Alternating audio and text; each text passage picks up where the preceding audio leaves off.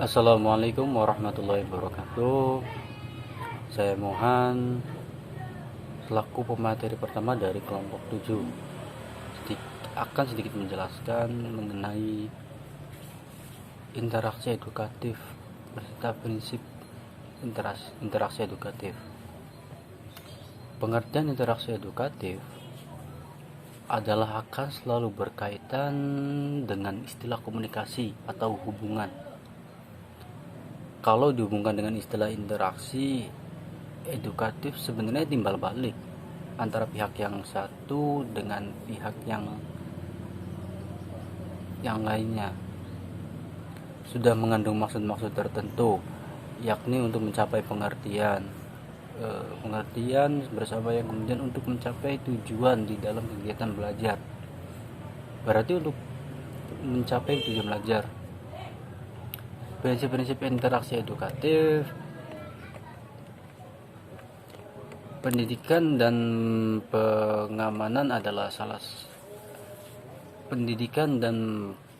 pengajaran adalah salah satu usaha yang bersifat sadar tujuan dengan sistematis dan terarah pada perubahan tingkah laku menuju kedewasaan anak didik. Patlosi mengatakan bahwa makna dan tujuan pendidikan itu adalah pertolongan anak untuk pertolongan diri.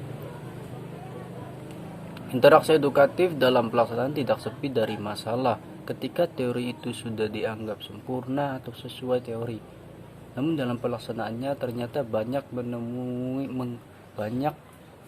menemui kendala, diantaranya ketika seorang pendidik dalam proses pengajarannya telah sesuai dengan teori dan strategi pembelajarannya, namun belum mampu memahami dari pelajaran yang telah diberikan.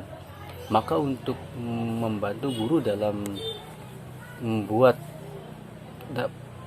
paham pelajaran terhadap anak didik, ada beberapa prinsip untuk menuju anak didik yang kreatif dan aktif. Dalam penerapan prinsip ini harus mempertimbangkan akibat kepada anak didik. Apabila prinsip ini tidak dikuasai dengan benar oleh pendidik, maka tidak akan terjadi pengajaran kondusif seperti yang telah direncanakan sejak awal. Demikian yang bisa saya sampaikan. Untuk selanjutnya akan disampaikan oleh pemateri selanjutnya. Terima kasih. Prinsip-prinsip interaksi edukatif terdiri dari 9 prinsip.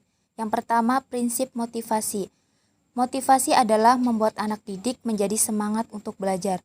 Motivasi anak didik yang satu dengan yang lain berbeda sehingga perlu ada variasi di dalam memberikan motivasi. Lalu yang kedua, prinsip berangkat dari persepsi yang dimiliki. Setiap anak didik mempunyai latar belakang pengalaman dan pengetahuan yang berbeda. Maka dengan latar belakang itu, seorang pendidik harus memperhatikan bahan persepsi dari yang dibawa setiap anak didik dari lingkungan kehidupan mereka.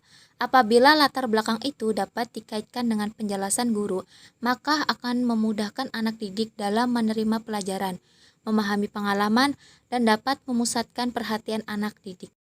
Yang ketiga, prinsip mengarah kepada titik pusat perhatian tertentu. Pelajaran yang direncanakan dalam suatu bentuk pola akan dapat mengaitkan bagian yang terpisah dalam suatu pelajaran. Pola dapat membantu anak didik dalam memusatkan suatu masalah yang hendak dipecahkan, merumuskan pertanyaan yang hendak dijawab, dan merumuskan konsep yang hendak ditemukan.